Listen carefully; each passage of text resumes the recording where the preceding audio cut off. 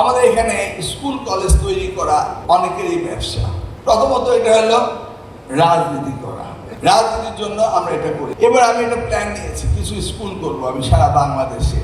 এটা স্টাইভেনসন স্কুলের মতো প্রায় 670টা আমি করব। এগুলিতে আমি সারা বাংলাদেশ থেকে মেধাবীদের হান্ট করে নিয়ে আসবো, নিয়ে এসে ওদেরকে ওখানে দিয়ে দেবো, দিয়ে ওই ইকুয়াল টিচারদের স্টুডেন্টদেরকে টিচিং দেওয়া হবে।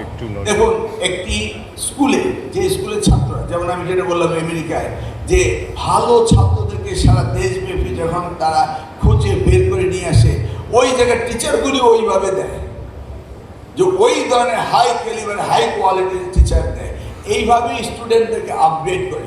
সকলকে তো একভাবে করা যাবে না।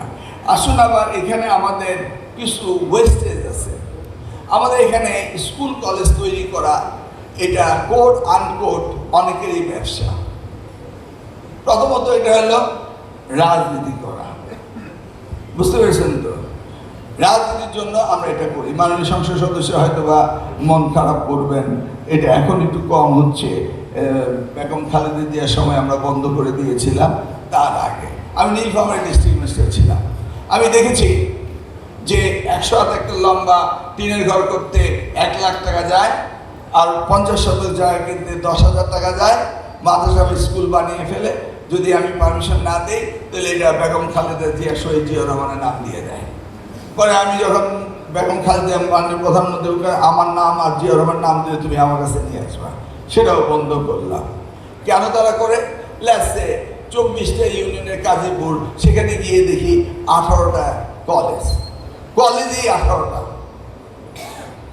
এইভাবে আমাদের দেশে এই এমপি নিয়ে স্কুল কলেজ প্রতিষ্ঠা করে না। এই জন্য দেখেন, আপনার এখানে লিস্টে রয়েছে। গতকালকে আমি কুমিল্লা বোর্ডে দেখলাম অ্যাটেন্ডেন্সই করে নাই, মানে পরীক্ষার্থী পাঠায় নেই। কয়টি বোর্ডে চেয়ারম্যান আছে? 9টিতে কোনো পরীক্ষার্থী যায়নি। যে 9টি কলেজে যদি কোনো পরীক্ষার্থী না যায়, আপনারা বলেন এগুলি এমপি রাখা ঠিক কি ঠিক? বলেন, আপনারা বলবেন না আপনাদের কলেজের বিরুদ্ধে? দেশের স্বার্থে বলেন। দেখছেন তো, আমি একা হয়ে গেলাম। আমি যদি একা হই, আপনারা যদি আমার সাপোর্ট না করেন, আমি কিভাবে এই মন্ত্রণালয় চালাবো? আমরা বলি না জিয়া সৈনিক এক হও, আমরা বলবো শিক্ষা মন্ত্রণালয় সৈনিক এক হও। কোন সৈনিক? আপনারা না?